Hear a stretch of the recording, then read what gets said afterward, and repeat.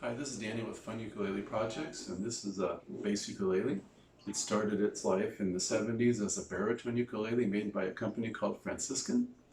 And prior to Mother's Day this year, I turned this into a bass ukulele for a Mother's Day gift from my lovely wife of over 37 years. And so these video clips are going to show what it took to get it from a baritone ukulele to a bass ukulele. I hope you enjoy the video clips. In the end, you will see a clip of one of my son-in-laws playing this. He's a really good bass player, and I'm neither a bass player nor right-handed, so it's no sense for me even trying. Anyway, I really hope you enjoy the video. This is a Franciscan ukulele it's a baritone. It was made, the seller said it was made in the 70s.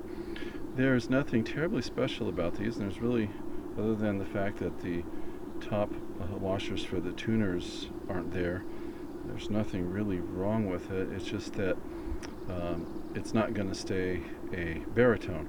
This is my make a bass ukulele for my wife project. So, and it's nice because these tended to be a bit overbuilt. There's a really large plate underneath the bridge, and when I checked it with my camera, my little fiber optic camera, I noticed that it's set a little bit behind, and it's quite large, so it'll handle the stress of some, call metal wound nylon U-bass strings quite well. And so this is going to turn into a U-bass, and that's going to be a fun ukulele project because my wife used to play bass, and she had mentioned that she wouldn't mind having a U-bass down the road, but she said, if I'm going to get one, you need to build me one. So I don't have time to build from scratch right now, but I found this for like $17, and it's going to be a great little ukulele project, U-bass project. This is the final product of the project where I converted a 1970s era Fransiscan Baritone Ukulele to a bass ukulele for my wife. The total amount of things that were done to this would include, reaming out the holes in the headstock so they can handle bass tuners. I had to drill out the bridge so they could handle having bass strings go through it. I didn't want them sticking in the back like some conversion kits do because that looks really tacky. I made a custom saddle for it out of some really, really dense and old Honduras rosewood I had that was a pen blank. I have corian I can use also, but this is working real well, so I'll leave this for now. I had to put braces on the inside, literally here, here, here, and here, to stiffen the soundboard so that it wouldn't cave in from the pressure of the strings. The back brace of the body was loose and vibrated, so I had to re-glue that. In addition to that, I put a Bellcat UK 500 3-band equalizer, active pickup in it. And the tuner on that works fantastic for tuning this instrument. Another mod that I did, you can see in the front, it originally came with really tacky looking, I should say, silver stickers for fret markers.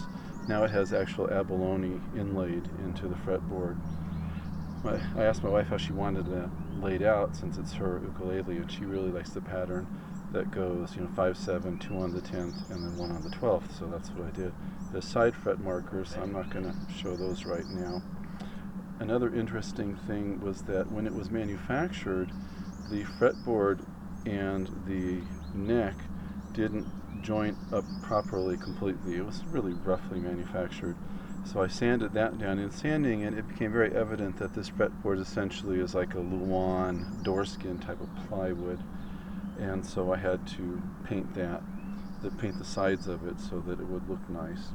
Even the stripe, this is just striping that goes around the outside of the body. That was just painted on after it was finished, and that itself looked really tacky. So originally I tried scraping it off.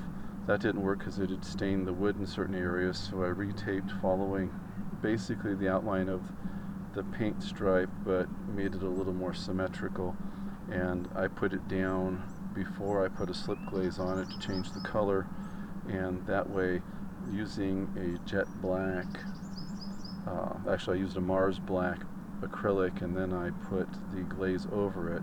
It gives the striping more of a very dark brown, almost a Van Dyke brown look, which blends with the mahogany color very well. What I can't show is the spectacular grain this instrument has, because the finish is a really high polished gloss finish, so what you can actually see as I'm looking over the instrument and moving the camera is a reflection of the trees. You can see those. I could actually stick a can or a jar on this and you could read the label right off the finish. So I'm very pleased with this turned out, and it has been a very, very fun ukulele project.